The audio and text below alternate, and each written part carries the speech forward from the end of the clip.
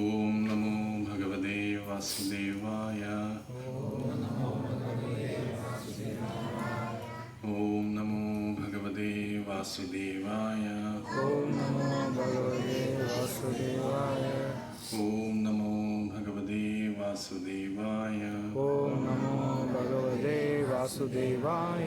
നാരായണം നമസ്കൃത്യം നാരായണം നമസ്കൃത്യം നരം ചൈവ നരോത്തമം നരം ചൈവ നരോത്തമം ദേവീം സരസ്വതിം വ്യാസം ദേവീം സരസ്വതീം വ്യാസം തതോ ജയമുദിരയേ. തതോ ജയമുദീരയേ. നഷ്ടപ്രായേഷു ഭദ്രേഷു നഷ്ടപ്രായേഷു ഭദ്രേഷു നിത്യം ഭാഗവത സേവയാ നിത്യം ഭാഗവതസേവയാ ഭഗവതീരുത്തമ ശ്ലോകേ ഭഗവതീരുത്തമശ്ലോകേ ഭക്തിർഭവതി നൈഷ്ഠികേ. ഭക്തിർഭവതി നൈഷ്ഠികേ. മൂകം കരോതി വാചാലം മൂകം കരോതി വാചാലം പങ്കും ലംഘയതേ ഗിരിം പങ്കും ലംഘയതേ ഗിരിം. യത്കൃപാതമഹം വന്ദേ യത്കൃപാതമഹം വന്ദേ ശ്രീഗുരുദീനതാരിണം ശ്രീഗുരുദീനതാരിണം ശ്രീചൈതന്യമീശ്വരം ശ്രീചൈതന്യമീശ്വരം ശ്രീപരമാനന്ദമാധവം ശ്രീപരമാനന്ദമാധവം.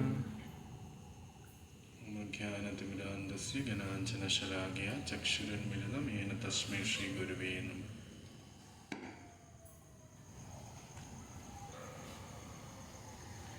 നമോ വിഷ്ണുപദായ കൃഷ്ണപ്രേഷ്ഠായ ബുധലേ ശ്രീമതേ ഭക്തിവേദാന്ത സ്വാമിനിതി നാമിനെ. നമസ്തേ സാരസ്വതി ദേവേ ഗൗരവാണി പ്രചാരിണി നിർവിശേഷ ശൂന്യവാദി പാശ്ചാത്യദേശത്താ.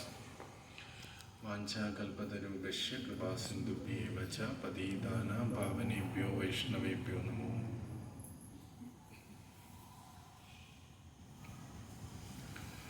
ഹരേ കൃഷ്ണ. നമ്മൾ ഇന്ന് ഒത്തുകൂടിയിരിക്കുന്നത്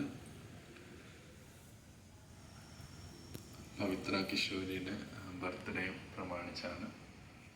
അപ്പം പവിത്ര കിഷോരിയുടെ അച്ഛനമ്മമാർ എല്ലാ വൈഷ്ണവർക്കും പ്രസാദം കൊടുക്കണം എന്നുള്ളൊരു ആഗ്രഹത്തിൽ അവരെല്ലാവരെയും വിളിച്ചിരിക്കുകയാണ്. നമുക്ക് ഭാരത സംസ്കാരം നോക്കിക്കഴിഞ്ഞാൽ ഈ ഒരു ആറ്റിറ്റ്യൂഡ് നമുക്ക് എല്ലായിടത്തും കാണാനായിട്ട് സാധിക്കും. നമ്മുടെ സന്തോഷവും നമുക്ക് കിട്ടിയ കാര്യങ്ങളും മറ്റെല്ലാവർക്കും പങ്കുവയ്ക്കാനായിട്ടുള്ള ഒരു മനോഭാവം നമുക്ക് കാണാൻ പറ്റും. നമ്മുടെയൊക്കെ വിദേശത്തേക്ക് വിവാഹങ്ങൾ നോക്കിയാൽ 1-2 പേരും കുറച്ച് പേരൊക്കെ ഉണ്ടായിരിക്കുള്ളൂ. പക്ഷേ ഭാരതത്തിലെ വിവാഹത്തിൽ ഒരുപാട് ആൾക്കാരുണ്ടാവും. ഒരുപാട് ആൾക്കാർ വരികയും അവർക്ക് ഭക്ഷണം കൊടുക്കുകയും എല്ലാം ചെയ്യും.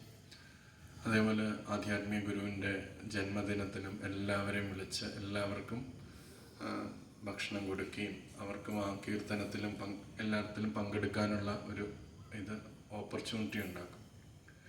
അപ്പം ആ ഒരു എല്ലാവർക്കും നമുക്ക് കിട്ടിയ സന്തോഷം എല്ലാവർക്കും കിട്ടണം എന്നുള്ള ആഗ്രഹത്തിലാണ് അതെല്ലാം ചെയ്യുന്നത്. അതിനെയാണ് കൾച്ചർ എന്ന് പറയുന്നത്, സംസ്കാരം. ഞാൻ ഇന്ന് ബാക്ക് ടു ഗോഡ് മാഗസിനിൽ പ്രഭുപാദ് ഒരു ലെക്ചറിൽ പറയുന്നത് കേട്ടു. Without culture form of life is just A struggle for existence. Culture ഇല്ലെങ്കിൽ ജസ്റ്റ് ഒരു സ്ട്രഗിൾ ഫോർ എക്സിസ്റ്റൻസ് മാത്രമാണ്. നമുക്ക് എന്തിനോ നമ്മൾ പിടിച്ചു നിൽക്കാൻ, ഈ സമൂഹത്തിൻ്റെ ഒരുപാടുള്ള ഓട്ടത്തിനിടയിൽ പിടിച്ചു നിൽക്കാനുള്ള ഒരു ശ്രമം മാത്രമായി ജീവിതം പരിണാമപ്പെടും എന്ന് പറയും. അപ്പോൾ കൾച്ചർ ഇമ്പോർട്ടൻ്റ് ആണ്.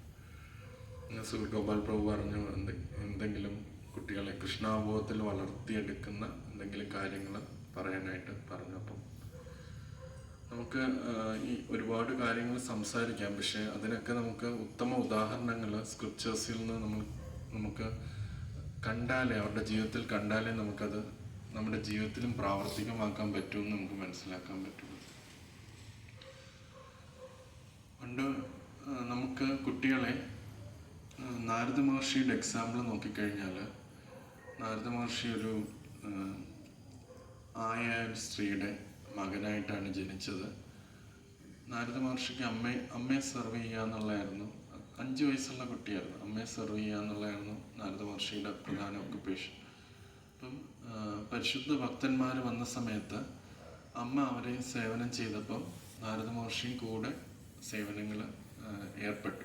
അമ്മയുടെ കൂടെ സേവനങ്ങളൊക്കെ ഏർപ്പെട്ടു. അതിൽ അദ്ദേഹം വളരെയധികം കൃതാർത്ഥനുമായിരുന്നു. അമ്മ തനിക്ക് ഈ സേവനങ്ങൾ നൽകിയത് അദ്ദേഹം പറയുന്നുമുണ്ട്. നാരദ മഹർഷി യഥാർത്ഥത്തിൽ വ്യാസദേവനോടാണ് ഈ കാര്യങ്ങളൊക്കെ പറയുന്നത്.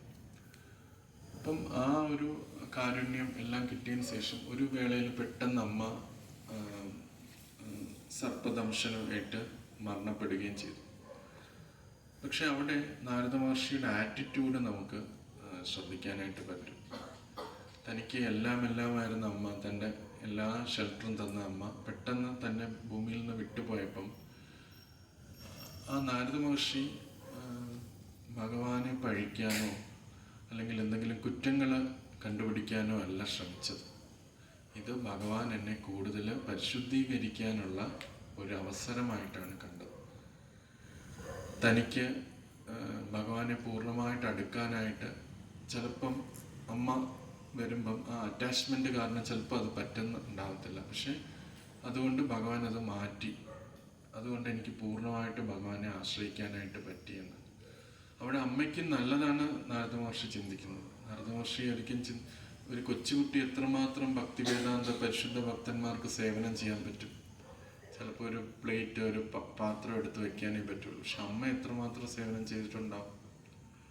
അമ്മ പരിശുദ്ധ ഭക്തന്മാർക്ക് എത്രമാത്രം ഭക്ഷണം ഉണ്ടാക്കിക്കൊണ്ട് ഡ്രസ് റൂമൊക്കെ ക്ലീൻ ചെയ്തിട്ടുണ്ട്. അപ്പോൾ കുഞ്ഞ് നാരദ മഹർഷിക്ക് പരിശുദ്ധ ഭക്തന്മാരെ സേവനം ചെയ്താൽ എത്രമാത്രം ബെനിഫിറ്റ് കിട്ടുമോ അപ്പോൾ അതിലും കൂടുതൽ ബെനിഫിറ്റ് തീർച്ചയായിട്ടും അമ്മയ്ക്ക് കിട്ടിയിട്ടുണ്ടാവും. അപ്പം അമ്മ ഇവിടുന്ന് ഭൂമിയിൽ നിന്ന് പോയപ്പം അത് എന്തെങ്കിലും അത് ഈശ്വരൻ്റെ നിയമങ്ങൾക്ക് എന്തെങ്കിലും ഒരു അപാകതയുണ്ടെന്ന് നാരദ മഹർഷി കരുതിയില്ല. തനിക്കും ആത്മീയപരമായിട്ട് ഉയരാനുള്ള ഒരു അവസരവും അമ്മയ്ക്ക് ഈ പരിശുദ്ധ ഭക്തന്മാരെ സേവനം ചെയ്യാൻ അവസരം കിട്ടിയതിലും നാരദ മഹർഷി കൃതാർത്ഥനായിരുന്നു. 5 വയസ്സുള്ള ഒരു കുട്ടിയാണ്. അപ്പം അങ്ങനെ ആ ഒരു ആറ്റിറ്റ്യൂഡ് ഓഫ് ഗ്രാറ്റിറ്റ്യൂഡ് നാരദ മഹർഷിക്ക് കുട്ടിക്കാലത്തെ ഉണ്ടായിരുന്നു. അപ്പം ആ ഒരു നന്ദി, ഉള്ളിലുള്ള ആ ഒരു നന്ദി, കൃതാർത്ഥതയാണ് നാരദ മഹർഷി ഇന്ന് നമുക്ക് കാണാൻ പറ്റുന്ന പരിശുദ്ധ ഭക്തനായിട്ട് മാറ്റാനായിട്ട് സാധിച്ചത്. അപ്പം നമ്മൾ കുട്ടികളെ ട്രെയിൻ ചെയ്യും, പലപ്പോഴും ട്രെയിൻ ചെയ്യും. അവരുടെ നേട്ടങ്ങളിൽ നമ്മൾ ഒരുപാട് സന്തോഷിക്കുകയും അതെല്ലാവർക്കും ഷെയർ ചെയ്യുകയും ചെയ്യും. അതിനോടൊപ്പം തന്നെ നമ്മൾ ഏറ്റവും പ്രധാനമായിട്ട് കുട്ടികൾ ട്രെയിൻ ചെയ്യുമ്പം അവർക്ക് അവരുടെ റൂട്ടിനോട് എത്ര ഡെപ്ത് അല്ലെങ്കിൽ എത്ര കണക്ഷൻ ഉണ്ട് എന്നുള്ളൊരു കാര്യം കൊണ്ട് നമ്മൾ ഇമ്പോർട്ടൻ്റ് ആണ്. ആ കൾച്ചർ ഉണ്ടെങ്കിൽ മാത്രമേ ഈ ഭൗതിക ലോകത്തിൽ വരുന്ന എന്ത് ബുദ്ധിമുട്ടുകളെയും ഒരു വ്യക്തിക്ക് ജയിച്ചു വരാനായിട്ട് സാധിക്കത്തുള്ളൂ. അല്ലെങ്കിൽ നമ്മൾ ഇമ്മീഡിയറ്റ്ലി നമുക്ക് സൗകര്യങ്ങളുള്ളപ്പോൾ നമ്മൾ സന്തോഷിക്കും. പക്ഷെ സൗകര്യങ്ങൾ നഷ്ടപ്പെടുമ്പോൾ പോലും അവിടുന്ന് എന്തെങ്കിലും ഈശ്വരൻ്റെതായ കാരുണ്യം അതിനകത്തുണ്ട് എന്ന് മനസ്സിലാക്കണമെങ്കിൽ ആ കൾച്ചർ ഉണ്ടെങ്കിലേ പറ്റുള്ളൂ. അപ്പം നമുക്ക് കുട്ടികളുടെ നേട്ടങ്ങളിലും അവരുടെ അച്ചീവ്മെൻറ്റ്സിലൊക്കെ നമുക്ക് ഒരുപാട് സന്തോഷമുണ്ട്, നമ്മളത് ഷെയർ ചെയ്യും തീർച്ചയായിട്ടും. പക്ഷേ ആ നേട്ടങ്ങൾ അവരുടെ റൂട്ടിലേക്ക് കൊടുക്കുന്നുണ്ടോ എന്നും കൂടെ നമ്മൾ ശ്രദ്ധിക്കണം. നമുക്കൊരു ഉദാഹരണം എടുക്കുകയാണെങ്കിൽ AC ഭക്തിവേദാന്ത സ്വാമി ശീല പ്രഭുപാദ് സിംഗിൾ ഹാൻഡഡ്ലി ആണ് ഈ ലോകമെമ്പാടും ഈ പ്രസ്ഥാനം സ്ഥാപിച്ചത്. ലോകത്തെമ്പാടും ഈ പ്രസ്ഥാനം ശീല പ്രഭുപാദ് സ്ഥാപിച്ചത് ഒറ്റ ഒരു വ്യക്തിയാണ്. അദ്ദേഹത്തിന് മാർഗനിർദ്ദേശം ഇതിനു മുമ്പ് ആരെങ്കിലും ഈ ഒരു പ്രോട്ടോക്കോൾ ചെയ്തിട്ടില്ല. അദ്ദേഹം ഒറ്റയ്ക്ക് പോയാണ് ഈ ലോകമെമ്പാടും ഈ കൃഷ്ണാബോധം സ്ഥാപിച്ചത്. എങ്ങനെ ശിഷ്യന്മാരെ ട്രെയിൻ ചെയ്യണം, എങ്ങനെ എല്ലായിടത്തും സ്പ്രെഡ് ചെയ്യണം, എല്ലാം. പക്ഷെ എല്ലാം കഴിഞ്ഞിട്ടും പ്രഭുപാദ് അതിൽ ക്രെഡിറ്റ് എടുത്തില്ല.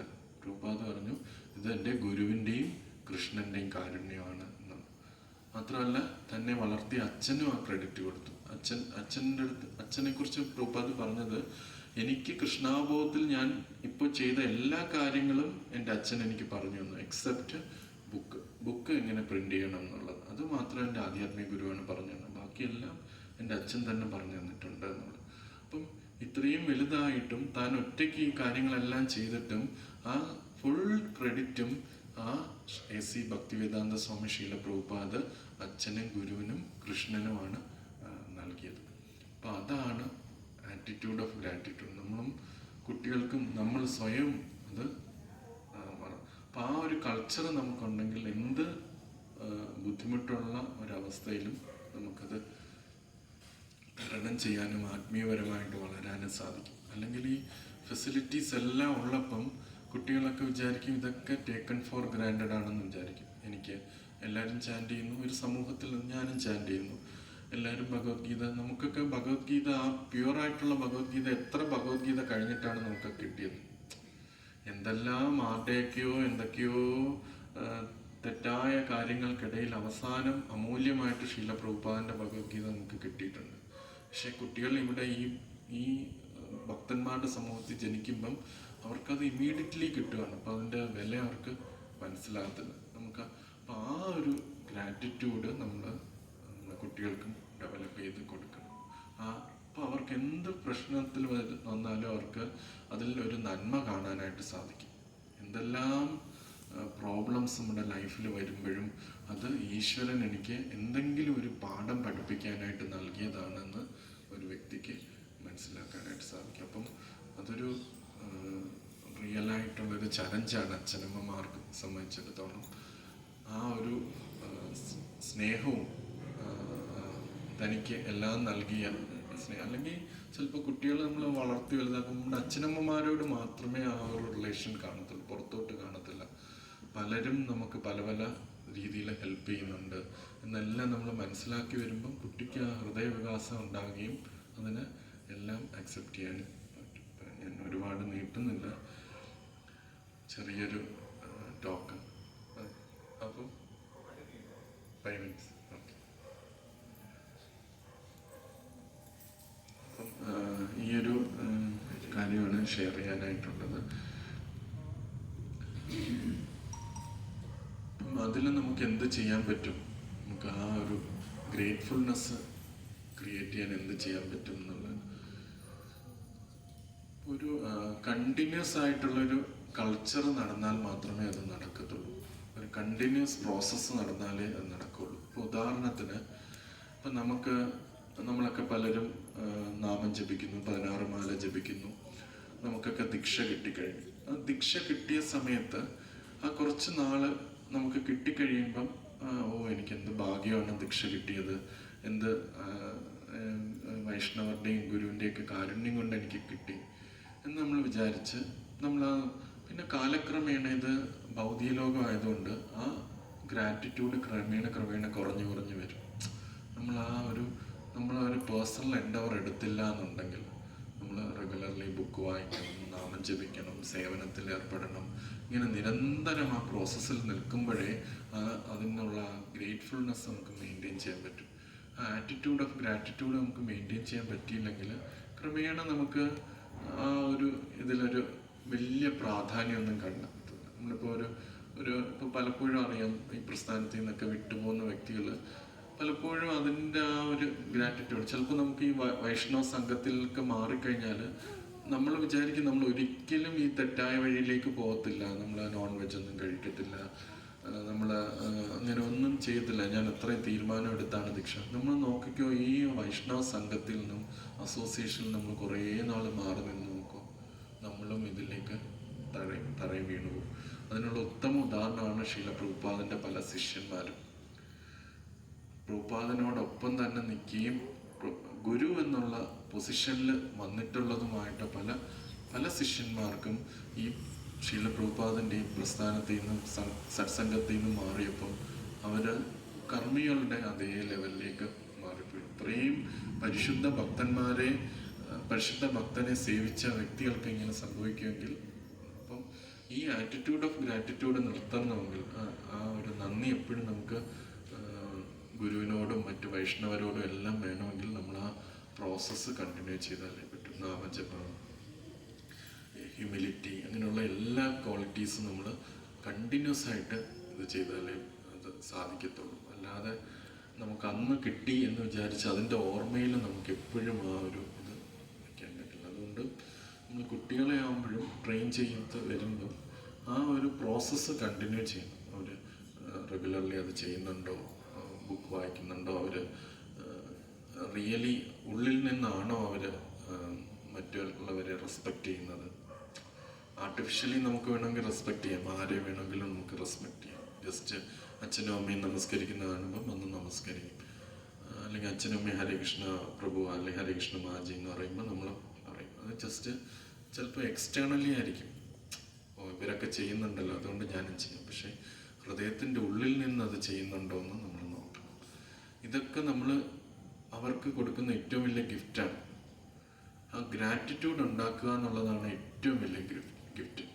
ഒരു വ്യക്തിക്ക് അങ്ങനെ ഗ്രേറ്റ്ഫുൾ ആയ ഒരു വ്യക്തിക്ക് പിന്നെ തിരിച്ചു പോകേണ്ടി ഒരു വരത്തില്ല. ഒരു മായയുടെ പിടിയിലേക്ക് ഒരിക്കലും പോകത്തില്ല.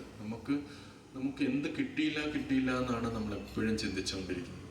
നമുക്ക് എന്തുമാത്രം കിട്ടിയിട്ടുണ്ട് എന്ന് നമ്മൾ മനസ്സിലാക്കുമ്പോൾ നമുക്ക് ഒരിക്കലും ഇതിൽ നിന്ന് വിട്ടുപോകാനായിട്ട് തോന്നത്തില്ല. നമ്മൾ ആലോചിക്കാം, ഓ ഈ വ്യക്തി എന്നോട് ഇങ്ങനെ പെരുമാറി, പക്ഷെ അതിനു മുമ്പ് ആ വ്യക്തി എത്രയോ വർഷങ്ങളായിട്ട് നമുക്ക് വേണ്ടി പ്രവർത്തിച്ചുകൊണ്ടിരിക്കുകയാണ്, അല്ലെങ്കിൽ നമ്മുടെ ഉന്നമനത്തിന് വേണ്ടി ശ്രമിച്ചുകൊണ്ടിരിക്കുകയാണ്. അപ്പോൾ ഒരു ചെറിയ ഇൻസ്റ്റൻസിൽ നമ്മൾ ഉടനെ വിട്ടുപോകത്തില്ല. ആ ബാക്ക്ലോഗ് നമ്മൾ കാണുകയാണെങ്കിൽ, അത്രയും പുറകോട്ട് നമുക്ക് കാണാനായിട്ട് സാധിക്കുകയാണെങ്കിൽ, അപ്പോൾ അത് നമ്മൾ ഉള്ളിൽ നിന്ന് അല്ലെങ്കിൽ നമുക്കിതൊക്കെ എന്തെങ്കിലും നമ്മുടെ ഇപ്പം ഇപ്പം ഒരു വ്യക്തിക്കൊരു ബിടെക്കിന് അഡ്മിഷൻ കിട്ടി, ഇപ്പോൾ അല്ലെങ്കിൽ MBBSന് അഡ്മിഷൻ കിട്ടി. ആ ദിവസങ്ങളിലും ആ ഒരു മാസമൊക്കെ എന്തുമാത്രം ഉത്സാഹവും എന്തുമാത്രം സന്തോഷമായിരിക്കും. പക്ഷെ ഇപ്പം നമ്മൾ നോക്കുമ്പോഴോ അതൊന്നും നമ്മുടെ ജീവിതത്തിൽ ഒരു പ്രാധാന്യമുള്ളതായിട്ട് തോന്നത്തില്ല. അതേപോലെ ആയി മാറും നമുക്ക് ദീക്ഷയും ഗുരുവിൻ്റെ കാരുണ്യമല്ല. അപ്പം അത് നമ്മൾ ഹമ്പിളായിട്ട് അത് ആ പ്രോസസ്സ് ഫോളോ ചെയ്യുക. അത് മരണം വരെ അത് ഫോളോ ചെയ്യുക എന്നുള്ളതാണ് നമുക്ക് ചെയ്യാം. അത് കീപ്പ് ചെയ്യണം. അത് നമ്മൾ ചെയ്താൽ കുട്ടികൾ ഓട്ടോമാറ്റിക്കലി അത് ഇമിറ്റേറ്റ് ചെയ്ത് തുടങ്ങും. ക്രമേണ അവർക്ക് ആ രസവും മനസ്സിലാക്കാനായിട്ട് പറ്റും. നമുക്കറിയാൻ പറ്റും, ഒരു വ്യക്തിയെ കാണുമ്പോൾ അറിയാൻ പറ്റും അവരുടെ എന്ത് സിൻസിയർലി ആണ് അവർ അത് ഫോളോ ചെയ്യുന്നതെന്ന് നമുക്കറിയാൻ പറ്റും. ആർട്ടിഫിഷ്യലി നമുക്ക് ഇപ്പോൾ എത്ര നമ്മൾ അഭിനയിച്ചാലും അത് ഒരു കാണുന്ന ഒരു വ്യക്തിക്ക് തിരിച്ചറിയാനായിട്ട് പറ്റും. അത് റിയലി ഹൃദയത്തിൽ നിന്നാണോ വരുന്നത് അതോ എക്സ്റ്റേണലി ആണോ വരുന്നത്. അപ്പം നമുക്ക് അച്ഛനമ്മമാർക്ക് പ്രത്യേകിച്ച് കുട്ടികളെ കാണുമ്പോൾ അറിയാൻ പറ്റും അവർ റിയലി അവർ ഇതിൽ ഫോളോ ചെയ്ത് മനസ്സിലാക്കുന്നുണ്ടോ, സിൻസിയറായിട്ട് മനസ്സിലാക്കുന്നുണ്ടോ, അത് ജസ്റ്റ് ഒരു എക്സ്റ്റേണൽ ഷോയ്ക്ക് വേണ്ടി അവരത് ചെയ്യാണോ എന്ന് നമുക്ക് മനസ്സിലാക്കാൻ പറ്റും. നമുക്ക് കാണുമ്പോൾ തന്നെ അത് മനസ്സിലാക്കാൻ പറ്റും. അപ്പം അത് നമ്മൾ ഇൻകൾക്കേറ്റ് ചെയ്യണം. കുട്ടികൾ റിയൽ ഗ്രാറ്റിറ്റ്യൂഡ് ഇൻകൾക്കേറ്റ് ചെയ്യണം. എങ്കിൽ അവർ ഒരിക്കലും അത് നമ്മളവർക്ക് ചെയ്യുന്ന ഏറ്റവും വലിയ നന്മയായിരിക്കും. അവർക്ക് എപ്പോഴും പ്രഭുപാദ തന്ന കാര്യത്തിനോടും ഗുരു തന്ന കാര്യത്തിനോടും മറ്റു വൈഷ്ണവർ തന്ന കാര്യത്തിനോടും എൻ്റെ ജീവിതത്തിൽ എന്തുമാത്രം വിലപ്പെട്ടതാണ് എന്ന് അവർ മനസ്സിലാക്കുമ്പം അവർക്ക് എത്ര എക്സ്റ്റേണൽ സിറ്റുവേഷൻ, ബാഡ് സിറ്റുവേഷൻ വന്നാലും അതിനെ ഓവർകം ചെയ്യാനായിട്ട് അവർക്ക് കഴിയും, അവർക്ക് അഡ്വാൻസ് ചെയ്യാൻ കഴിയും. അപ്പം നമ്മുടെ ഹൃദയം നമ്മളും ഇത് മനസ്സിലാക്കിയാലേ നമുക്കത് കൊടുക്കാനായിട്ട് സാധിക്കത്തുള്ളൂ. നമ്മുടെ ഹൃദയം കൊണ്ട് നമ്മൾ ആ ഒരു ഗ്രേറ്റ്ഫുൾ ആയിട്ടിരുന്നാൽ തീർച്ചയായിട്ടും നമുക്ക് ആ കൾച്ചർ നമ്മുടെ ഫാമിലി മെമ്പേഴ്സിന് കൊടുക്കാനും നമുക്ക് അവരെ റിയലി ഹെൽപ്പ് ചെയ്യാനും പറ്റും. കൃഷ്ണൻ നമുക്ക് നൽകിയ ഈ സോൾസാണ്, നമുക്ക് വളരെ വിലപ്പെട്ട സോൾസാണ്. അപ്പോൾ അവർക്ക് ഏറ്റവും നല്ലൊരു ഫ്യൂച്ചർ കൊടുക്കുക എന്നുള്ളത് മെറ്റീരിയൽ എഡ്യൂക്കേഷൻ ഓക്കെ, പക്ഷെ അതിനോടൊപ്പം തന്നെ ഈ ആറ്റിറ്റ്യൂഡ് ഓഫ് ഗ്രേറ്റ്ഫുൾനെസ് നമ്മളവർക്ക് ക്രിയേറ്റ് ചെയ്ത് കൊടുക്കണം. അത് മസ്റ്റായിട്ട്. ഒരു 15 ഇയേഴ്സ് കഴിഞ്ഞാൽ പിന്നെ നമുക്കത് കിട്ടില്ല. 12 ഇയേഴ്സ് ആ കൗമാരപ്രായം കഴിഞ്ഞാൽ പിന്നെ അവരെ കിട്ടത്തില്ല. പിന്നെ നമുക്കിതൊക്കെ കൾട്ടിവേറ്റ് ചെയ്യാനൊന്നും പാടാണ്. പക്ഷെ ഇപ്പോൾ നമ്മുടെ കുട്ടിയായിരിക്കുമ്പോൾ ഇത് നമ്മൾ പറഞ്ഞു കൊടുക്കുകയാണെങ്കിൽ മറ്റുള്ളവരോട് ഗ്രേറ്റ്ഫുൾ ആയിരിക്കണം, അവരോട് റെസ്പെക്റ്റ് വേണം, അവർ തന്ന ഇതിന് സ്നേഹം ഉണ്ടായിരിക്കണം, വിലയുണ്ടായിരിക്കണം. ഇത് നമ്മൾ പറയുകയാണെങ്കിൽ അവർക്ക് നല്ലൊരു കൾട്ടിവേഷൻ, അവരുടെ ലൈഫ് കൾട്ടിവേറ്റ് ചെയ്യാനായിട്ട് നമുക്ക് ഒരു സംഭാവന ചെയ്യാനായിട്ട് സാധിക്കും. ഹരേ കൃഷ്ണ. എന്തെങ്കിലും ഡൗട്ട്സോ? ഓക്കെ, ആരെങ്കിലും എന്തെങ്കിലും ഡൗട്ട്സോ എന്തെങ്കിലും ചോദിച്ചാൽ അത് കണ്ടിരിച്ചു.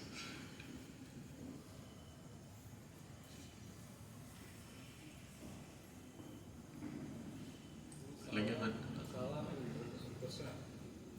ചിലരൊക്കെ കല്യാണം കഴിക്കുന്നതിന് മുന്നേ കൃഷ്ണമനസ്സിൽ വരും, ചിലർ കല്യാണം കഴിച്ച് കുട്ടിയായിട്ട് കൃഷ്ണമനസ്സിൽ വരും, ചിലർ ടീനേജ് പ്രായത്തിൽ. ഇപ്പോൾ പലരും പറയുന്നത് ഇപ്പം നമ്മൾ മുമ്പേ വന്നിരുന്നെങ്കിൽ കുട്ടികളത് ഫോളോ ചെയ്യാൻ എളുപ്പമായിരുന്നു. പക്ഷേ ചില സമയത്ത് കുട്ടികൾ അങ്ങനെ പറഞ്ഞ പോലെ അത്രയും ഈസി ആയിട്ട് പ്രോസസ്സ് ടേക്കപ്പ് ചെയ്യില്ല.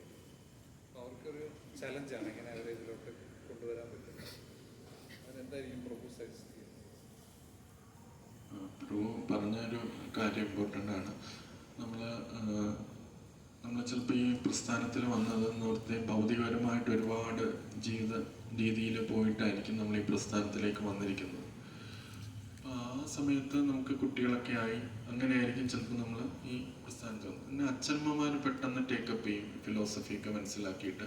പക്ഷെ കുട്ടികൾ അത്രയും പെട്ടെന്ന് ടേക്കപ്പ് ചെയ്യത്തില്ല, ആ കൾച്ചറിലല്ല വളർന്നു വന്നതുകൊണ്ട്. അപ്പോൾ എന്ത് ചെയ്യാൻ പറ്റും എന്നുള്ളതാണ് പ്രഭു ചോദിക്കുന്നത്. അപ്പോൾ പലപ്പോഴും ചിലപ്പം നമുക്കൊക്കെ അനുഭവങ്ങളുണ്ട്. ചില അച്ഛനമ്മമാരൊക്കെ പറയുന്ന കുട്ടികളത് കേൾക്കുന്നില്ല, അവർ അക്സെപ്റ്റ് ചെയ്യുന്നില്ല. അവർ 10-12 വയസ്സൊക്കെ ആയിട്ടുണ്ടാവും. അപ്പം അങ്ങനെയുള്ളവർ അക്സെപ്റ്റ് ചെയ്യും. എന്ത് ചെയ്യാൻ പറ്റും എന്നുള്ളതാണ്. കുട്ടികളെ സംബന്ധിച്ചിടത്തോളം അവർ കുട്ടികളല്ല, എല്ലാ സ്പിരിച്വാലിറ്റിയിലെ എല്ലാ കാര്യവും സിൻസിയറിറ്റിയിൽ ഇമ്പോർട്ടൻ്റ് ആണ്. നമ്മൾ ആത്മാർത്ഥമായിട്ടാണ് നമ്മൾ ഭക്തി പരിശീലിക്കുന്നതെങ്കിലും, ആത്മാർത്ഥമായിട്ടാണ് നമ്മുടെ ആക്ഷൻ എങ്കിലും അത് എല്ലാവരെയും ഇൻസ്പയർ ചെയ്യും, വ്യക്തികളെ ഇൻസ്പയർ ചെയ്യും. കാരണം ഭക്തി സഞ്ജായതേ ഭക്തി എന്നാണ് പറയുന്നത്. നമുക്ക് ഒരാൾക്ക് പുതിയ ഭക്തി കൊടുക്കാനായിട്ട് പറ്റില്ല. എല്ലാവരുടെ ഹൃദയത്തിലും ഓൾറെഡി ഭക്തി ഉണ്ട്. അത് ഒരുപാട് ലെയറിൽ കോട്ടിങ്സ് കിടക്കുകയാണ്. കാമം, ക്രോധം. എൻ്റെ ഹൃദയത്തിലുള്ള ഭക്തി ഒരുപാട് കവറിങ് ഉണ്ട്. മറ്റ് വിരാജ് പ്രഭുവിൻ്റെ വേറെ കവറിങ് ഉണ്ട്. പലർക്കും പല പല കവറിങ്സ് ഉണ്ട്. അപ്പം അച്ഛനമ്മമാരുടെ ഹൃദയത്തിൽ അത്രയും ഭക്തിയുണ്ട്, അത് ഒരുപാട് കവറിങ് ഉണ്ട്. അമ്മയുടെ ഹൃദയത്തിൽ അത്രയുണ്ട് ഭക്തിയുണ്ട്, കവറിങ് ഉണ്ട്. അവിടെ ജനിക്കുന്ന കുട്ടികളുടെ ഹൃദയത്തിലും ഭക്തിയുണ്ട്, പരിശുദ്ധ ഭക്തിയുണ്ട്. പക്ഷെ അതും ഒരുപാട് കവറിങ് ആയിട്ട്. അപ്പം നമ്മൾ സിൻസിയറായിട്ടാണ് പരിശീലിക്കുന്നതെങ്കിൽ നമ്മുടെ ഹൃദയത്തിൽ ആ ഭക്തി നമ്മുടെ കവറിങ്ങിൻ്റെ പുറത്തേക്ക് വരും. നമ്മുടെ കാമം, ക്രോധം, മതം, മത്സരത്തിൻ്റെ പുറത്തേക്ക് അത് എമിനേറ്റ് ചെയ്യുകയും മറ്റവരുടെ ഹൃദയത്തിലെ ഭക്തിയെ ഇൻസ്പയർ ചെയ്യുകയും ചെയ്യും. നമുക്കൊരാൾക്ക് പുതുതായിട്ട് ഭക്തി പറഞ്ഞു കൊടുത്ത് ഇന്ന ചെയ്യണം, ഭഗവാനെ നമസ്കരിക്കണം, അങ്ങനെ നമ്മൾ ആർട്ടിഫിഷ്യലി അവർക്ക് ചെയ്യാനായിട്ട് പറ്റില്ല. നമ്മൾ കുറേ കാര്യം ഫിലോസഫി കറക്റ്റാണെങ്കിൽ അവരെന്തെങ്കിലും അത് മനസ്സിലാക്കിയെടുക്കും. പക്ഷേ ആർട്ടിഫിഷ്യലി നമുക്ക് ഒരുപാട് പറ്റാറില്ല. പക്ഷെ നമ്മൾ ആ ഇൻസ്പിറേഷൻ നമ്മുടെ ഹൃദയത്തിൽ നമുക്ക് ആ ഭക്തി വന്ന് നമ്മൾ ആ ഭക്തിയിൽ സന്തോഷത്തിലും മുന്നോട്ട് പോകുമ്പം അത് തീർച്ചയായിട്ടും അവരുടെ ഹൃദയത്തിലുള്ള ഭക്തിയെ ഇൻസ്പയർ ചെയ്യും. ആ ഭക്തി ഇൻസ്പയർ ചെയ്യാൻ പറ്റും. അപ്പം നമ്മൾ എത്ര ലേറ്റായാലും നമ്മൾ എത്ര തുടങ്ങിയാലും നമ്മൾ സിൻസിയറായിട്ട് വരികയാണെങ്കിൽ തീർച്ചയായിട്ടും അത് മറ്റുള്ളവരെ ഇൻസ്പയർ ചെയ്യും. അതുകൊണ്ടാണ് ശ്രീല പ്രഭുപാദിന് യുവാക്കളെ ഇൻസ്പയർ ചെയ്യാൻ പറ്റിയത്. അവരുടെ ഹൃദയം അവരെത്രയോ വർഷങ്ങളായിട്ട് ഈ ഇൽസിറ്റ് സെക്സും ഇൻടോക്സിക്കേഷനും ഗാംബ്ലിങ്ങും എല്ലാം ചെയ്തു വന്ന വ്യക്തികളാണ്.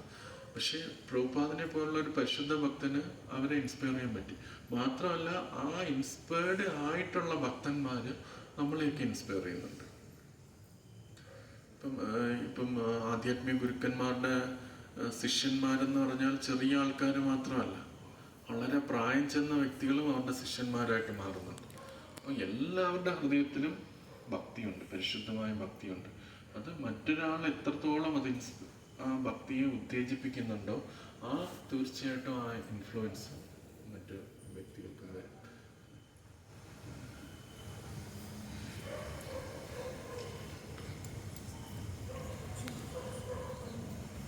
മറ്റെന്തെങ്കിലും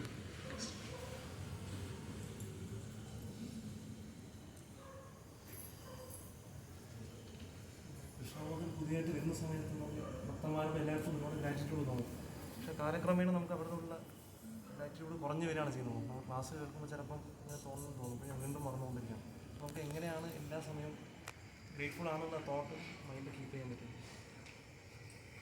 പ്രഭു ചോദിച്ച നല്ലൊരു ചോദ്യമാണ്. നമ്മൾ തുടക്കത്തിൽ നമുക്ക് ഒരുപാട് ഗ്രേറ്റ്ഫുൾനെസ് തോന്നും നമ്മുടെ ഭക്തന്മാരെ സംബന്ധിച്ചിടത്തോളം. പക്ഷേ ക്രമേണ നമുക്ക് ആ ഗ്രേറ്റ്ഫുൾനെസ് മാറിപ്പോകും. അതിനെയാണ് ഫെമിലിയാരിറ്റി ബ്രീഡ്സ് കണ്ടംപ്റ്റ് എന്ന് പറയുന്നത്. നമ്മൾ തുടക്കത്തിൽ ഇപ്പോൾ നമ്മളൊരു ക്ഷേത്രത്തിലേക്ക് വരികയോ അല്ലെങ്കിൽ ഒരു വീട്ടിലേക്ക് വരികയോ ചെയ്യുമ്പം ആ വൈഷ്ണവൻ നമ്മളെ നല്ല രീതിയിൽ ഇൻവൈറ്റ് ചെയ്യും, നല്ല രീതിയിൽ നമ്മളോട് സംസാരിക്കും. നമ്മളെപ്പോഴും ആ വ്യക്തിയുടെ നല്ലത് മാത്രമായിരിക്കും കാണുന്നത്. ആ വ്യക്തി എപ്പോഴും നല്ല രീതിയിൽ സൗമ്യമായിട്ട് സംസാരിക്കും, നല്ല ഉത്തരങ്ങൾ തരും, എപ്പോഴും നമ്മളത് കാണും. അപ്പം നമ്മൾ സ്വാഭാവികമായിട്ട് ഇൻസ്പയർഡ് ആവും, ഇത്രയും നല്ലൊരു വ്യക്തി ഉണ്ടോ എന്നുള്ളത്. പിന്നെ കുറേ കാലങ്ങൾ ചെല്ലുന്തോറും ആ വ്യക്തിക്ക് ചില ബലഹീനതകളുണ്ടെന്ന് നമ്മൾ മനസ്സിലാക്കും. ആ വ്യക്തിക്ക് ചില പോരായ്മകളുണ്ട്. ചിലപ്പോൾ അദ്ദേഹം നേരത്തെ എഴുന്നേൽക്കുന്നില്ല, അല്ലെങ്കിൽ ചിലപ്പം അദ്ദേഹം ഓഫർ ചെയ്യാത്ത പ്രസാദം കഴിക്കുന്നു, അല്ലെങ്കിൽ ചിലപ്പോൾ അദ്ദേഹം മറ്റൊരാളോട് വഴക്കുണ്ടാക്കുന്നു. ഇങ്ങനെയൊക്കെ കാണുമ്പം നമ്മൾ തോന്നും ഇത് അത്രയും ഞാൻ ഉദ്ദേശിച്ചത്രയും ഹയർ ഗ്രേഡ് ഇതിലല്ല. അപ്പോൾ സ്വാഭാവികമായിട്ട് നമുക്ക് ആ വ്യക്തിയോട് അത്രയും പണ്ടത്തെ പോലത്തെ ആ ഒരു സ്നേഹവും ബഹുമാനവും തോന്നി തുടങ്ങും. അപ്പം അങ്ങനെ ക്രമേണ നമുക്ക് അത് നഷ്ടപ്പെട്ടു. റെസ്പെക്റ്റ് ഇതൊക്കെ ഈവൻ ചിലപ്പോൾ നമ്മൾ ഒഫൻഡ് ചെയ്തും തുടങ്ങും, തിരിച്ച് എന്തെങ്കിലും പറഞ്ഞ് ഒഫൻഡ് ചെയ്ത് തുടങ്ങും. അതിൽ നിന്ന് നമുക്ക് രക്ഷപ്പെടാനുള്ളൊരു മാർഗം എന്ന് പറഞ്ഞാൽ ആ വ്യക്തി നമ്മൾ ഇമ്മീഡിയറ്റ്ലി, അതുകൊണ്ടാണ് ഒരു intelligent person think toys before speaking എന്ന് പറയുന്നത്. ഒരു കാര്യം കേട്ട ഉടനെ ഇമ്മീഡിയറ്റ്ലി അതിനെ റിപ്ലൈ ചെയ്യത്തില്ല, അതിനെക്കുറിച്ചൊന്ന് ആലോചിക്കും. ആ വ്യക്തി എന്താ ഇങ്ങനെ പറഞ്ഞത്, എന്തുകൊണ്ടാണ് ഇങ്ങനെ പറയുന്നത്, എന്തെങ്കിലും ഉദ്ദേശത്തിലാണോ അദ്ദേഹം പറയുന്നത്, അദ്ദേഹത്തിൻ്റെ ഉദ്ദേശ ലക്ഷ്യം എന്താണ്, എൻ്റെ നന്മയാണോ അതോ എന്നോടുള്ള അസൂയ മൂലമാണോ പറയുന്നത്.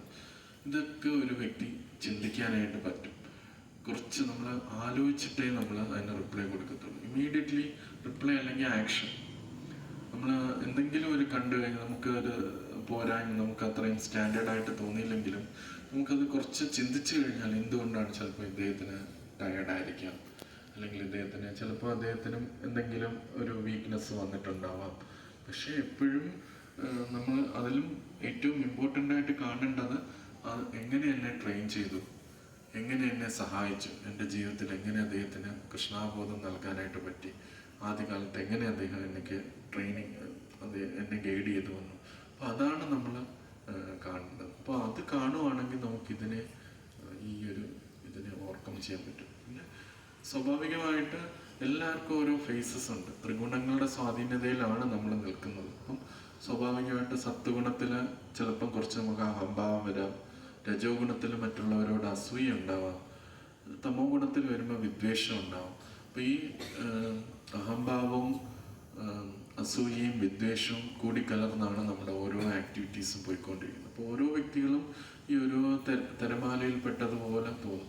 അപ്പോൾ ഏതെങ്കിലും ഒരു ഘട്ടത്തിൽ അവർ ഡൗൺ ആയാലും ആ നല്ലൊരു സമയത്ത് അവർ എന്തുമാത്രം എന്നെ ഇത് ചെയ്തു എന്ന് നമ്മൾ ചിന്തിക്കുന്നു. അതുകൊണ്ട് ഇമ്മീഡിയറ്റ്ലി ഒരു കാര്യവും നമ്മൾ എടുത്തു വെച്ച് സംസാരിക്കുകയോ എടുത്തു വെച്ച് ആക്ഷൻ ചെയ്യാനും പാടില്ല. ജസ്റ്റ് നമ്മൾ ചിന്തിക്കണം ആ വ്യക്തി എങ്ങനെയൊക്കെയാണ് നമ്മളോട് പെരുമാറിയിട്ടുള്ളത്. ആ ഒരു ആറ്റിറ്റ്യൂഡ് നമ്മൾ എപ്പോഴും, അതിന് സ്ക്രിപ്ചറൽ സ്റ്റഡീസ് വളരെ ഇമ്പോർട്ടൻ്റ് ആണ്. ഡെയിലി ബുക്സുകൾ നമ്മൾ വായിക്കുകയാണെങ്കിൽ പ്രഭുപാദ് ഒരു ശ്ലോകം എടുത്തിട്ട് എന്തുമാത്രം പല ആംഗിളിലൂടെയാണ് അതിനെ കാണാനായിട്ട് നമ്മളെ പ്രേരിപ്പിക്കുന്നത്. അപ്പോൾ ഡെയിലി നമ്മൾ വായിക്കുകയാണെങ്കിൽ നമുക്ക് അറിയാൻ പറ്റും ഒരു കാര്യം വന്നാൽ എങ്ങനെ അതിനെ പ്രതികരിക്കണം, എങ്ങനെ അതിനെ മനസ്സിലാക്കണം, ഏത് വിഷയത്തിലൂടെ അതിനെ കാണണം എന്നൊക്കെ.